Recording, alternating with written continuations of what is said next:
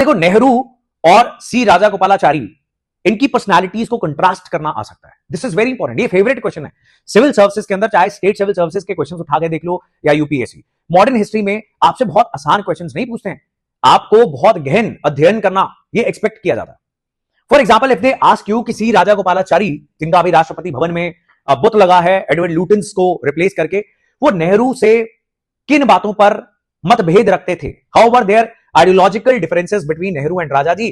सो नेहरू ने इकोनॉमी के लिए कौन सा मॉडल चुना? सोशलिस्ट मॉडल, सरकारीकरण, बड़े बड़े पब्लिक सेक्टर अंडरटेकिंग्स होंगे।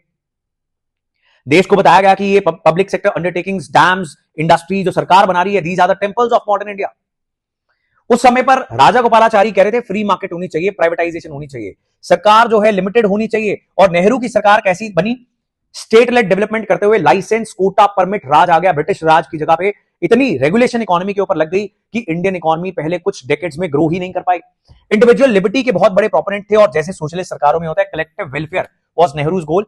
प्राइवेट एंटरप्राइज, प्राइवेट सेक्टर को प्रमोट करना उसके प्रोमिनेंट थे। And public sector dominance was Nehruvian economic policies. So 1991 में जब देश बैंकरप्ट होने वाला था, तब हमने ये रियलाइज किया और पूरी दुनिया ने रियलाइज किया। चाइना ने भी प्राइवेटाइजेशन की, यूएसएसआर जो सोशलिस्ट कंट्री थी उसने भी की।